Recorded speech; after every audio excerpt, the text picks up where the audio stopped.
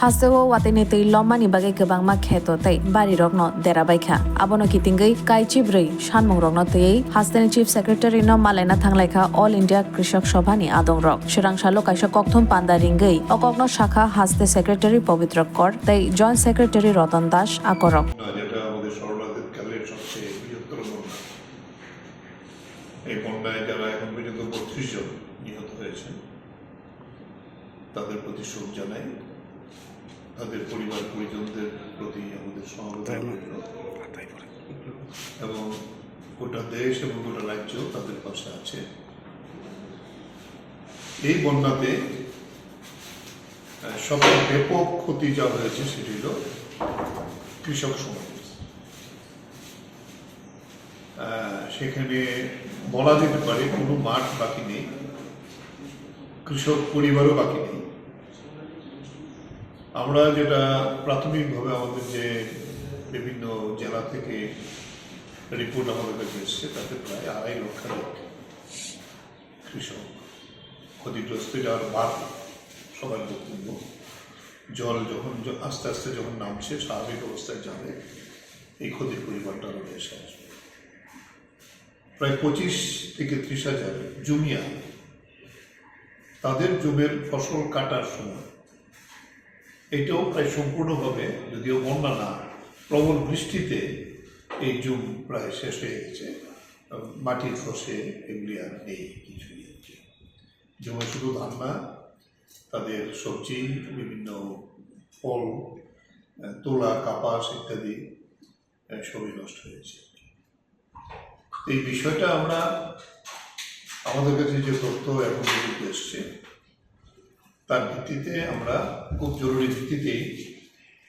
আমাদের মুখ্য সচিবের কাছে গতকালকে আমরা বিকালবেলা 5টা নাগাদ আমরা ডেপুটেশন মিলিত হই 14 দফার দাবি আমরা সামগ্রিকভাবে উপস্থিত করি মুখ্য সচিবের নিকট এই দাবিগুলির মধ্যে প্রধানত যে আমরা বলেছি ওনাকে যে এর আগেও 2-3 বারের মতো এরকম বিভিন্নভাবে কৃষকরা ফসল ক্ষতিগ্রস্ত হয়েছে যদিও একটিবারের জন্য কিছু টাকা দেওয়া হয়েছে ডিজাস্টার ম্যানেজমেন্ট তহবিল থেকে কিন্তু বাকি দুটোর কিন্তু দেওয়া হয়নি আমরাও বারবার তখন কৃষিমন্ত্রী খাদ্যমন্ত্রী কৃষি দপ্তরের আধিকারিক একেবারে নিচের স্তর পর্যন্ত আমরা গিয়েছিলাম ডিএমদের কাছে আমরা গিয়েছিলাম সেই জায়গায় দাঁড়িয়ে আমরা বলেছি এবং উনি আমাদের এই 14 দফার দাবি মূলত এটা পড়েছেন পরে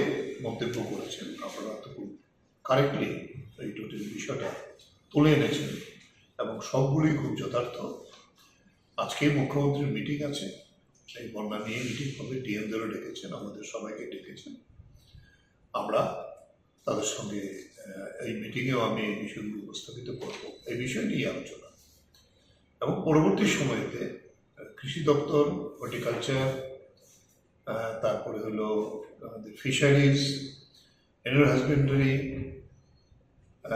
মৎস্য এই সমস্ত দপ্তর নিয়ে আমি আলাদা করে একটা মিটিং করব আপনাদের এই বিষয়গুলো আমি নোট করে করে সবাইকে পাঠাবো যাতে সমস্ত দিক থেকে এই বিষয়গুলো উঠে আসে আমরা যেটা বলবো কৃষিমন্ত্রী একটা স্টেটমেন্ট বন্যার পরের দিনই দিয়েছে আমরাও তাকে স্বাগত জানিয়েছি এবং এটা মন্ত্রীও স্বীকার করেছেন এটা প্রাথমিক তথ্য তিনি দিয়েছিলেন প্রায় 1-1.5 লাখের মতো এরকম এবং স্বীকার করেছেন রাজ্যের এমন কোনো জমি বাকি নেই যে জমি ক্ষতি হয়নি ফলে আমরা বলবো যে এইটা শুধু একটি সরকারের পক্ষে ত্রিপুরার মতো সরকার তার যে আর্থিক অবস্থা সম্ভব না আমরা সেখানেই সর্বদলীয় মিটিং হয় সেখানের মধ্যে দাঁড়িয়ে উঠেছিল যে ইমিডিয়েটলি যদি কেন্দ্রীয় পর্যবেক্ষক দল না আসে তাহলে এটা নিরূপণ করা হবে দেখা যায় অতীতে পরে আসে তো ভালো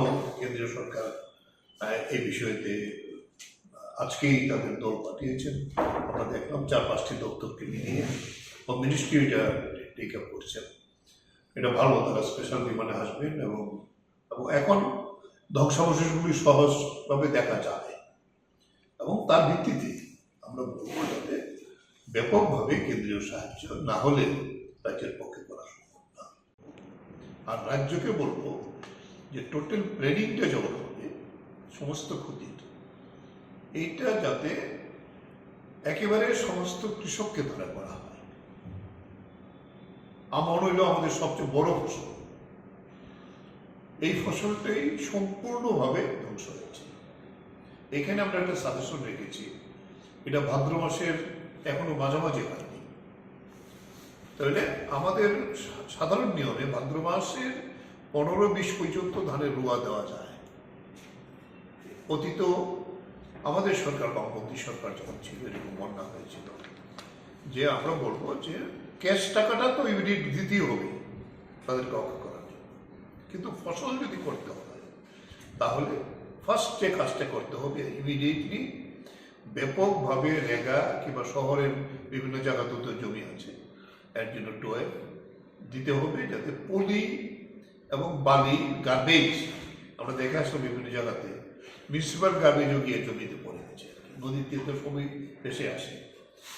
এগুলো যদি সরানো না যায় তাহলে এই জমি তো উপযুক্ত হবে না ফসল করার জন্য। এটা ইমিডিয়েটলি টেক আপ করতে হবে যাতে করে এটা করা যায়। দ্বিতীয় হলো সঙ্গে সঙ্গে চারা উৎপাদন করা। সেন্ট্রালি আমরা শুধু ধান দিয়ে লাভ হবে না, ধান নেবে আবার সেটাকে চারা করবে। এখন এরকম পদ্ধতি বৈজ্ঞানিকভাবে আছে যে একসাথে এক একটা এগ্রি সাব ডিভিশনের মধ্যে ধানের চারা করবেন, যত কৃষক হয়েছে তাতে চারাটা দিয়ে দেবে। তাহলে ওই জমিগুলিতে অনেক জায়গায় দেখা যাবে জমি চাষও দিতে হবে না, পলি যেভাবে পড়েছে তারা রোপণ করতে পারবে, তাহলে আমরা কিছু ফসল অন্তত পেয়ে যেতে পারব। দ্বিতীয় হলো সবজির একটা ব্যাপক ক্ষতি হয়েছে, হাহাকার বাজারে এখনই শুরু হয়ে গেছে। মরিচের কেজি তো প্রায় 400 টাকার উপরে উঠে গিয়েছিল, যদিও এখন একটু কমেছে, হয়তো বাইরের আমদানি থাকার ফলে সেই জায়গায় দাঁড়িয়ে সবজির বীজের থেকেও বড় কথা হইব হর্টিকালচার ডিপার্টমেন্ট যদি উদ্যোগ নেয়, তাহলে বিভিন্ন জায়গাতে এখন কফির সিজন, বেগুন, তারপরে হলো আমাদের এই যে সিজনটা এখন আছে মরিচ, এগুলো চারা তৈরি করে কৃষকদের কাছে বিক্রি করা। এবং টিলার যারা, তারা তো বন্যা সেই বাইরে, কিন্তু বৃষ্টিতে সব জমি নষ্ট হয়ে গেছে সমস্ত। এই আমি বর্জলার তাদের সঙ্গে কথা বললাম, সব টেক চেপে লাগে, সমস্ত জমি নষ্ট হয়ে গেছে। তেলিয়ামোড়া কালকে আমাদের প্রতিনিধি ছিলেন, ও বলেছে সমস্ত সবজি প্রায় শেষ, সবজি আর বাজারে উঠবেই না এমন অবস্থা। তাই এটি তাড়াতাড়ি সেখানে যদি ফিরিয়ে আনতে, এরপরে যেটা হয়েছে আর সবচেয়ে বড় ক্ষতি হয়েছে মাছের। এমন কোনো জায়গা নেই যেখানে ইভেন উপরের যে বিভিন্ন ট্রাইবেল এলাকাতে লেক আছে, পাহাড় এলাকাতে ট্রাইবেল নন ট্রাইবেলও আছে, এই লেকেও পর্যন্ত ভেসে গেছে। কারণ তাহলে বন্যার জন্য না, শুধু বৃষ্টির জন্য আর কি, তার পার ভেঙে গেছে, প্রচন্ড লস হয়েছে। এগুলো আগে রিপেয়ার না করে তো মাছের চারা ফেলা যাবে না। ইমিডিয়েটলি আমাদের রাজ্যে যদি চারা না থাকে, বাইরের রাজ্য থেকে মাছের চারা এনে সেটা দেওয়ার ব্যবস্থা করতে হবে। এরপরে যেটা আসছে সেগুলো গবাদি পশু, গরু, মুরগি, শূকর, তারপরে এগুলি যারা আছে আর কি, তার খাদ্য প্রায় নেই বললাম আর কি। তাই ফডার, পশু খাদ্য, শূকরের খাদ্য আলাদা আছে, পোলট্রির জন্য আলাদা খাদ্য আছে। পোলট্রিও অনেক কৃষক আমাদের বলেছে তাদের পোলট্রির আর কোনো ধ্বংসাবশেষ নেই, এই জায়গাতে দাঁড়িয়ে গেছে আর কি। চিক্স দেওয়া, তার পিগলেট দেওয়া, গরু ক্ষতিগ্রস্ত হয়েছে, কিছু গরু বেশিও গেছে, এরকম আছে আর কি, পূরণ করা এই বিষয়। এরপরে যে বিষয়টা আছে গবাদি পশু নিয়ে, আমরা বলবো ইমিডিয়েটলি বন্যার পরে যা হয়, মানুষের যেমন রোগ হয়, ব্যাপকভাবে স্বাস্থ্য দপ্তরকে নামতে হবে। এবং ভ্যাকসিনেশনটা যেটা গরু, ছাগল এবং যে শূকর, মুরগি, তার ব্যাপকভাবে ভ্যাকসিনেশন করতে হবে। আক্রান্ত ছাড়াও ভ্যাকসিনেশন করতে হবে। এইভাবে যাতে এই বিষয়গুলো সেখানে করা যায়। এরপরে যে বিষয়টা আমরা নিয়ে এসেছি সেটা হলো যে সেখানে জমি আছে, তার তো ফসলের সবটা নষ্ট হয়েছে, তাকে একটা বড় ধরনের আর্থিক প্যাকেজ দিতে হবে, কারণ এখন তার জুম করা সম্ভব। আর্থিক প্যাকেজ না দিলে অনাহার সেসব জানাতে হবে। এই ব্যাপারটাও নিয়ে এসেছি। আর সেচ, আমাদের কাছে যদ্দূর খবর সেই ব্যবস্থাগুলো নদীর পাড়েই থাকে। সমস্ত সেচ ব্যবস্থা প্রায় ধ্বংসপ্রাপ্ত হয়ে গেছে। ইমিডিয়েটলি যদি এই সেচ ব্যবস্থাগুলিকে রিপেয়ার না করা হয় ব্যাপকভাবে, তাহলে আগামী বড় মৌসুম আসছে, এটা তো 3 মাস পরে আবার বড় হবে, এই ফলে সেগুলো ফসল করা সম্ভব। এই বিষয়গুলি আমরা নিয়ে এসেছি। কালক্ষেপ না করে স্কিম আছে নাবার্ডের, এরকম ভাবে ক্ষতিগ্রস্ত হলে বিনা সুদে কৃষকদের, সরকারের শুধু সাহায্য হবে না, বিনা সুদে কৃষকদের কৃষি ঋণ দিতে হবে।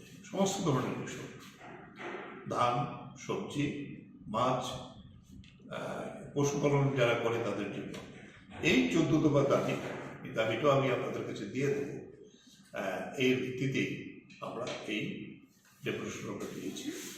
এই ডেপুটেশনের ভিত্তিতে তো সরকার এখন পর্যন্ত, কৃষিমন্ত্রীও বলেছেন তারা অ্যাসেস করছেন, তারা দেখবেন, এবং মুখ্য সচিব তো কালকে এটাই বললেন যে আমরা যাতে এটাকে, কারণ এটা হলো গ্রেট লস, কৃষি অর্থনীতি যদি না হয় তাহলে রাজ্যের অর্থনীতি শেষ হয়ে বাজারে আর কেউ আসতে পারবে না।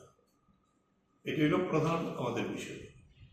এরপর আরেকটা বিষয় আমরা একটু উপস্থিত করতে চাই আপনাদের সঙ্গে, যেহেতু মিলিত হয়েছি।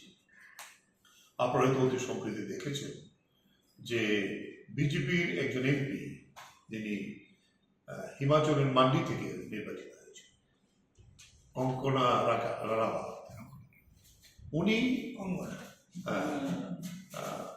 উনি কৃষক আন্দোলন সম্পর্কে এর আগেও মন্তব্য করেছেন।